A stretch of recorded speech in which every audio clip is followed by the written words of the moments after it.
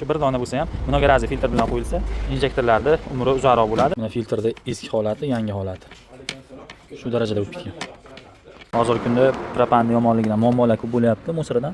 Bu mashinamiz ham shu qilish bilan tortmay qolib kelgan. Bu mashinamizga propan ustanovka bo'lyapti, bitta edib qoldi. Narigi trekerimiz ham propan ustanovkaga, u tarafda jetor ustanovkasi bo'ldi. Qora tayyor kompyuter ishlari bo'lyapti. Bu trekerimizda filtr almashtirish ishlari, bunisi trekerimizda ham shu kompyuter ishlari bo'lyapti. Bu trekerimiz o'sha gazda tiqilishdan muammo bo'lgan. Hozirda o'sha gazlar ko'pida yomon gaz chiqib qolyapti musor. Shuni hisobiga injektorlar tiqilib, muammolar yuzaga kelyapti. Qilib yaxshi yurmay qolgan mashina hozir reduktorda tepasida filtrni ham almashtirildi mana.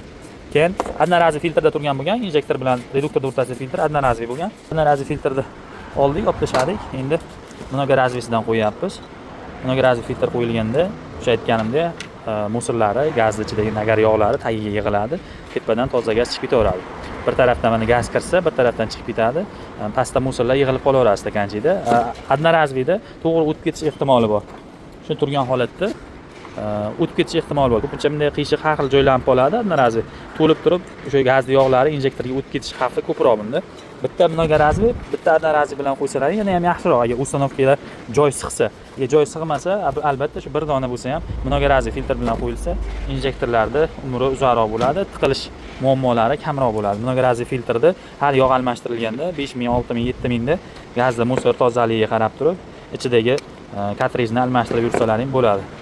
Ustanovkada shunaqa mnogorazовый filtrlardan foydalansalaring yaxshiroq bo'ladi. Bu mashinamiz ham ustanovkasi oxiriga yetib qoldi. Valtek italyanskiy injektorlar mana o'zim kranshtaynlarda turibdi. Qattiq qimirlamaydi, o'ynamaydi. Nordik italyanskiy reduktorlar bilan propan ustanovka bo'lgan.